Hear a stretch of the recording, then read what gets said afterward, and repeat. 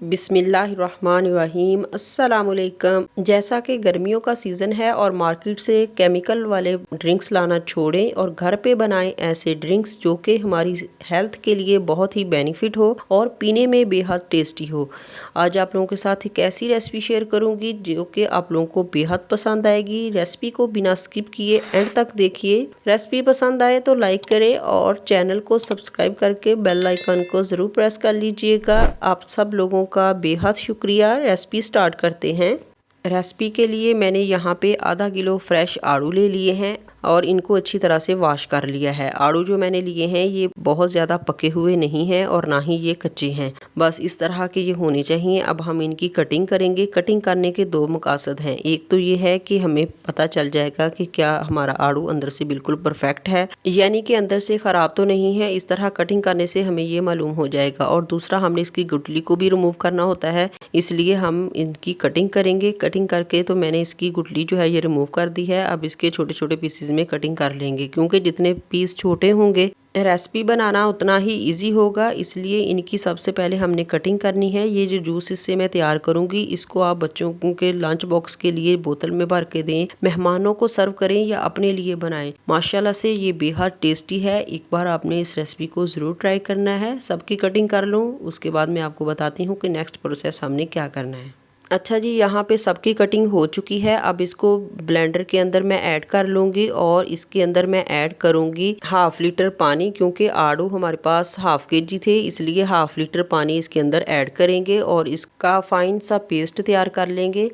Paste तैयार करने के बाद अब हमने इसको स्टेन करना है, क्योंकि इसको स्टेन करना बहुत ज़रूरी है। अभी पानी मैंने इसके अंदर हाफ लीटर इस्तेमाल किया था और आधा कप पानी इसके अंदर मैं और ऐड करूँगी। एक तो बर्तन अच्छी तरह से वॉश हो जाएगा और दूसरा जो है ये पल्प अच्छी तरह से निकल के आ जाएगा, क्योंकि छिलका जो होगा ना वो छलनी में रह जाएगा और पल्प जो फाइन सा होगा वो बाउल के अंदर आ जाएगा। अच्छी तरह से स्टेन करने के बाद इसे करते हैं साइड पे और यहाँ पे हम वो बर्तन ले आते हैं जिसके अंदर डाल के तो हमने इसको पकाना है।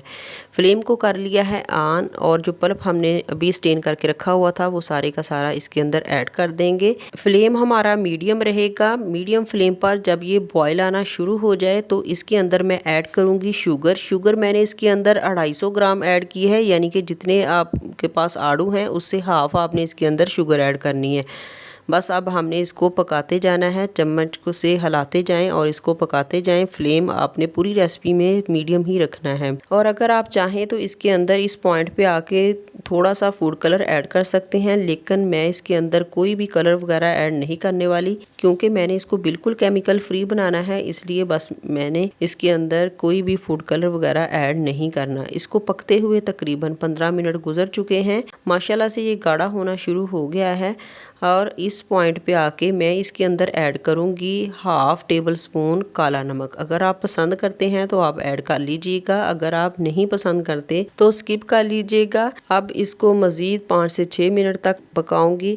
अच्छा, मैं आपको ये बताती चलूँ कि इसको पकाने का मकसद यही है कि हमने इसको सेव करके रखना है। अगर आप इसको सेव करके नहीं रखना चाहते, यानी कि आप फ़ौरन बना के तो फ़ौरन ही पीना चाहते हैं, तो फिर आपको इसे पकाने की ज़रूरत नहीं है। माशाल्लाह से अब ये बिल्कुल अच्छी तरह से परफेक्ट बन के तैयार हो चुका है। और अब मैं फ्लेम को कर देती हूँ बंद और इसको रूम टेम्परेचर पे ठंडा कर लेंगे। अब मैंने एक जग के अंदर ऐड कर लिया है ताकि किसी बोतल के अंदर ऐड करना आसान हो। जब ये अच्छी तरह से ठंडा हो जाए तो किसी भी बोतल के अंदर डाल लें और इसको बंद करके फ्रिज में रखें। तकरीबन 2 माह तक बिल्कुल भी ख़राब नहीं होगा। मैं आपको सर्व करने का तरीका भी बता देती हूँ। ग्लास के अंदर ढेर सारी बर्फ़ ऐड करें और इसके अंदर 3 से 4 टेबल स्पून शरबत ऐड करें और इसके बाद इसके अंदर पानी ऐड करें, अच्छी तरह से मिक्स करें। जब ये अच्छी तरह से ठंडा हो जाए तो इसको सर्व कीजिएगा। माशाल्लाह से बहुत ही टेस्टी लगेगा। एक बार इस रेसिपी को ज़रूर ट्राई कीजिए और फीडबैक में लाजमी बताइए कि आपकी रेसिपी कैसी बनी। जहाँ भी रहिए हैप्पी रहिए और हेल्दी रहिए। दुआओं में ज़रूर याद रखिए। मिलते हैं एक और नई मज़ेदार सी रेसिपी के साथ। अल्लाह हाफिज़।